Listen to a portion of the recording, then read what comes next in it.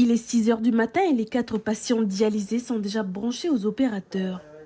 Ici, à Koumak, les malades ont aussi subi les répercussions des émeutes de Nouméa. Le problème, c'est qu'on est limité en matériel. Sans ce matériel, on ne peut pas dialyser les patients. Donc on a été contraint de réduire le nombre de dialyses pour qu'on puisse économiser un maximum notre matériel parce qu'on ne savait pas quand est-ce qu'on allait être livré. C'est des poches d'acide, c'est des poches de bicarbonate, c'est les circuits qui vont nous permettre de transporter le sang dans les machines, etc.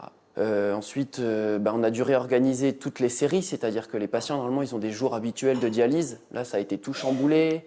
Il y a même des familles parfois qui refusaient que l'ambulance prenne le patient parce qu'ils disaient non, c'est pas son jour habituel de dialyse. Donc, moi, je dors, c'est ma femme qui a réveillé.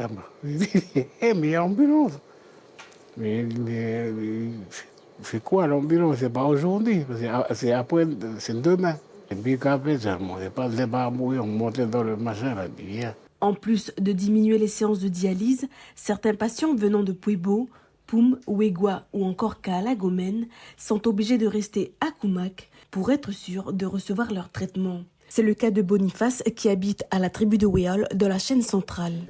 Voilà, ça fait 2 semaines que je suis au foyer. Et Pourquoi tu es là? je suis là par rapport à la dialyse. Comme là, c'est pas régulier les jours de dialyse.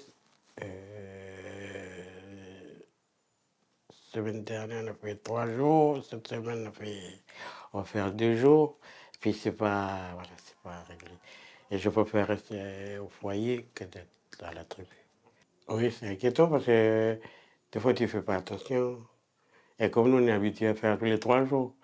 Et puis, quand tu passes à 2 jours, et puis ça y est, toi, tu manges, tu fais tout ça que tu as envie.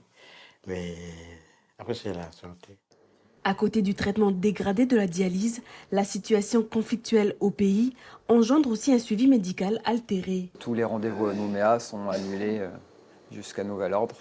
Donc ça aussi, ça peut avoir une conséquence directe sur la santé des patients. Je pense par exemple au suivi des fistules artério-veineuses. Il y a certaines fistules qui menacent des fois de se boucher, qui nécessitent Alors une fistule artério-veineuse, c'est une veine qu'on relie à une artère pour pouvoir dialyser. L'unité d'hémodialyse de Koumak a perdu un patient la semaine dernière par suite d'un manque de séances. 2 personnes sont aussi susceptibles de devoir être opérées sur Nouméa. Selon le personnel, la petite unité qui accueille une trentaine de patients de la zone Grand Nord peut encore tenir 1 semaine et demie. Ils espèrent recevoir le matériel nécessaire ce mercredi.